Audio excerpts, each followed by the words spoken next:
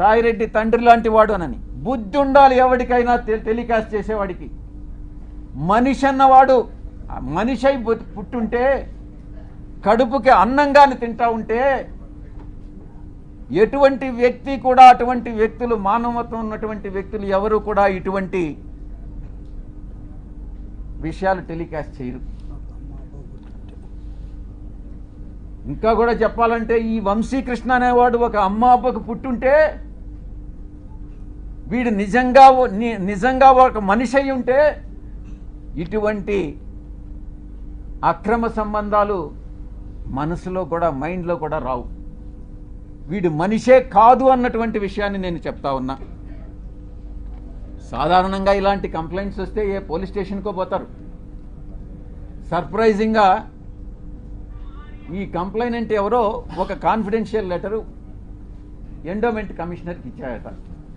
ఆ బుద్ధి లేని ఎండోమెంట్ కమిషనరు దాన్ని ఎందుకు లీక్ చేశాడో నాకైతే అర్థం కాల. కాన్ఫిడెన్షియల్గా ఎంక్వైరీ చేయాల్సినటువంటి ఒక అధికారి దాన్ని మీడియాకి ఎలా ఇస్తాడు? అధికారికి బుద్ధి లేదు, తీసుకునేటటువంటి మీడియాకి ఎలా బుద్ధి లేదని నేను ప్రశ్నిస్తా ఉన్నా.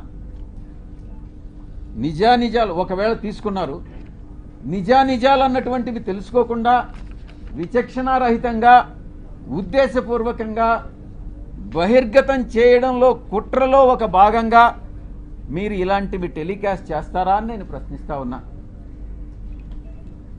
ఈ యొక్క మీడియా, ఒక సెక్షన్ ఆఫ్ మీడియాలో ఇవి ప్రసారం చేయనటువంటివి 4 ఛానల్స్. TV9 ప్రసారం చేయలేదు, 10 TV ప్రసారం చేయలేదు, సాక్షి ప్రసారం చేయలేదు, NTV ప్రసారం చేయలేదు. మిగతా అన్ని ఛానల్స్ ఏదో ఒక రకంగా ప్రసారం చేసినటువంటివే.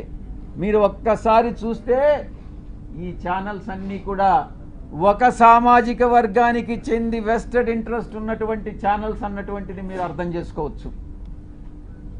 ఎవరు టెలికాస్ట్ చేశారన్నటువంటిది కూడా కానీ మీరు ఇంకా కొంచెం లోతుల్లో కానీ వెళితే ఆ యాంకర్స్ కూడా అదే సామాజిక వర్గానికి చెందినటువంటి వాళ్ళు అన్నటువంటిది చాలా స్పష్టంగా తెలుస్తూ ఉంది. ఇంకా ముందుకు రావాలి, ఇంకా ముందు విషయాలు ఉన్నాయి. ఒక వ్యక్తి చేసినటువంటి ఆరోపణలను దృష్టిలో పెంచుకొని ఒక మహిళ క్యారెక్టర్ మీద దెబ్బతీస్తారా?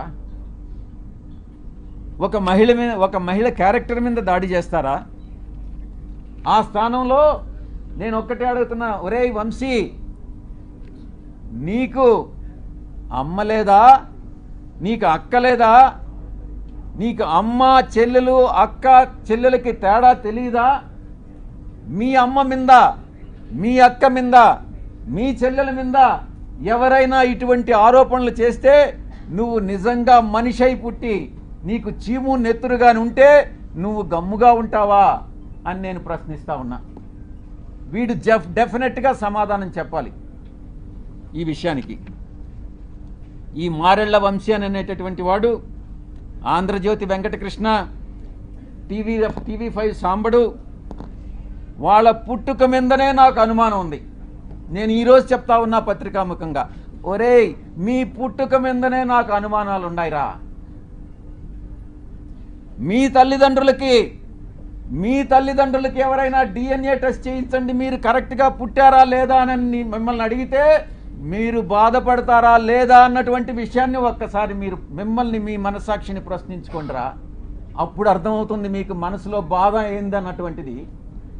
ఆరోపణలు చేయడం కాదు, బ్లాక్మెయిల్ చేయడం కాదు, డబ్బులు సంపాదించడం కాదు, మనిషి అయి పుట్టిన తర్వాత సమాజానికి సేవ చేయడం రా ముఖ్యం. మీలాగా డబ్బు సంపాదించుకొని మీ యొక్క స్వలాభం కోసం మీరు ఆనందాన్ని పొందడం కాదురా. ఈ యొక్క ఆవేదన అర్థం చేసుకోవాలి, నా యొక్క ఆవేదన. నేను ఒక్కటే అడుగుతా ఉన్నా, ఇదేనంటరా మీ జర్నలిస్టిక్ విలువలు?